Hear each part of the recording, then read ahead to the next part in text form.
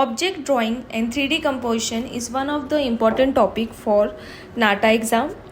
So welcome back to our Creative Edge channel. I am Parvati, your design faculty.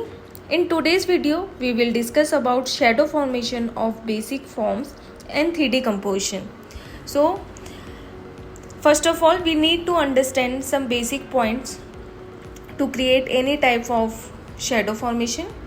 To understand shadows, we need to know about some virtual tools that help us convert 2D shape into 3D forms. Line, shading, shadow, perspective, color, understand the light source, shape and size, material texture. अब ये जो practical हम करके देख रहे हैं, सी आप यदि नोटिस कर पा रहे हैं तो यहाँ पर डिफरेंट लाइट सोर्स के साथ में सेम क्यूब को हमने क्रिएट किया है, शेडो फॉर्मेट किया है. इनकी सभी की शेडो डिफरेंट क्रिएट हुई है because of the distance of the light source. Now हमेशा हम जो टेक्निकली ड्राइंग पर वर्क कर रहे हैं पर्सपेक्टिव की हेल्प से ही क्रिएट होगी. सो यहाँ पर हमें सुंदर ड्राइंग बनाने से ज़्यादा टेक्निकली करेक्ट ड्राइंग पर फोकस करना है. Now I am creating 2 forms here. ये हम कंपोजिशन भी बोल सकते हैं क्योंकि एक क्यूबॉइड के ऊपर एक क्यूब रखा हुआ है. नाउ ये जो ऑब्जेक्ट है 2 पॉइंट पर्सपेक्टिव की हेल्प से क्रिएट किया गया है. Start with basic graph. आपने देखा होगा मैंने एक होराइजोन लाइन क्रिएट किया है. यही हाई लेवल होता है हमारा. सबसे पहले हम इसी तरीके के फॉर्म्स पर वर्क करेंगे, देन वन बाय वन इनकी शेडोज क्रिएट करेंगे.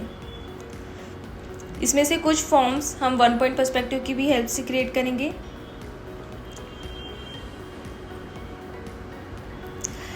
ये जो एल शेप आप देख रहे हैं ये एक काफ़ी इम्पॉर्टेंट इसलिए भी है क्योंकि कहीं ना कहीं यदि हमें फर्नीचर डिज़ाइन आता है अल्फ़ाबेट की हेल्प से तो ये हम काफ़ी अच्छे से पर्सपेक्टिव में क्रिएट कर सकते हैं.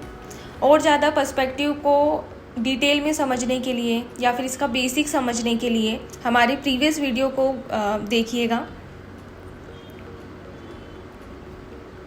Now 1 point perspective and 2 point perspective का बेसिक डिफरेंस यही है कि 1 पॉइंट पर्सपेक्टिव में ऑब्जेक्ट हमारे आई लेवल से हमें पैरेलल दिखेगा एंड 2 पॉइंट पर्सपेक्टिव में हमें इसकी 2 एजेस दिखेंगी. सिमिलैरिटी ओनली यही है कि vertical line perpendicular to the ground दिखेगी. सो इसका हमें ध्यान रखना है. Now I am creating ellipse here. In this object आप देख रहे होंगे कि हमने सिलेंडर क्यूबॉइड की हेल्प से क्रिएट किया है. सिलेंडर के जस्ट नीचे एक क्यूबॉइड रखा है. इस तरीके से हमें ड्राइंग करनी है. प्लस यहाँ पर आपकी लाइन प्रैक्टिस काफ़ी अच्छी होनी चाहिए, इससे आपका टाइम काफ़ी अच्छे से बचेगा.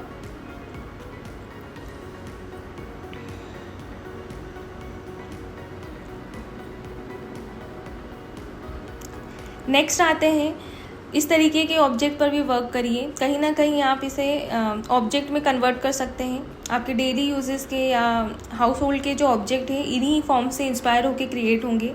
सो ये सीन क्रिएशन में काफ़ी यूज़फुल रहेगा.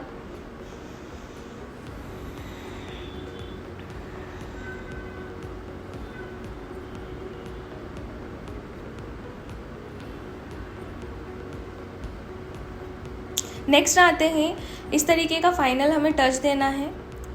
अब ये जो ब्लैक एंड वाइट हम वर्क कर रहे हैं कई बार हमें पेंसिल रेंडरिंग के लिए कहा जाता है और कई बार हमें पेंसिल कलर यूज़ करने के लिए कहा जाता है. मे बी आपको कलर स्कीम ऑलरेडी दी जाए या फिर आपको आपकी चॉइस का कलर स्कीम यूज़ करने के लिए कहें. सो कभी भी इस तरीके के जब हम कंपोजिशन पर वर्क करते हैं और हमने लाइट सोर्स डिसाइड करके किया है तो अपोजिट पॉइंट्स हम लेंगे. जो ऑब्जेक्ट के अपोजिट पॉइंट होते हैं वही लाइट सोर्स से हिट करते हुए जाते हैं. ये अपोजिट पॉइंट की यदि हमने स्टडी अच्छे से कर ली, इसमें अच्छे से कमांड कर ली तो काफ़ी अच्छे से हम मल्टीपल पॉइंट्स पर भी वर्क कर सकते हैं और मल्टीपल ऑब्जेक्ट के साथ भी वर्क कर सकते हैं.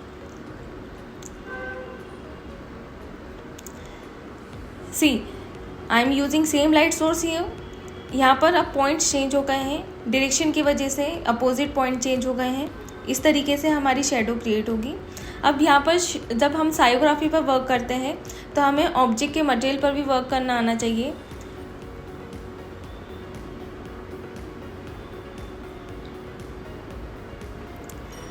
हमारी शेडो में दिखना चाहिए कि ऑब्जेक्ट एक्चुअल में कौन से मटेरियल का है, और प्लस इसकी जो शेडिंग होगी वो भी उसी के अकॉर्डिंग क्रिएट होगी।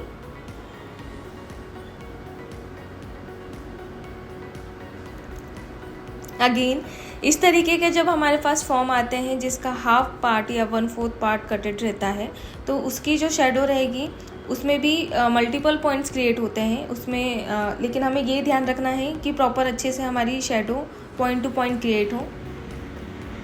आपका जो ऑब्जेक्ट का शेप है वो हमारी शेडो में दिखना चाहिए। यदि ऑब्जेक्ट आपके आई लेवल से पैरेलल है, इट मीन्स इसका जो शेडो है वो भी पैरेलली क्रिएट होगा। नाउ हमेशा ध्यान रखिएगा, हमारा जो लाइट सोर्स है जितना हमारे ऑब्जेक्ट के पास होगा और जितना हाइटेड होगा उतना ही शेडो हमारी छोटी और डार्क बनेगी। इट मीन्स हमारी पेज पर ही आराम से शेडो क्रिएट हो सकती है, वो कट नहीं होगी, तो इससे आपका ड्राइंग बिगड़ेगा नहीं। और हमेशा कभी भी हम कंपोजिशन पर वर्क करेंगे, सो स्टार्ट विद की स्केचेस। कभी भी डायरेक्टली ड्राइंग नहीं करनी है। हमने प्रीवियस वीडियो में भी सीखा था, हमेशा की स्केच से हमारा काम स्टार्ट करना है, क्वेश्चन अप्रोच करना है, स्टार्ट करना है।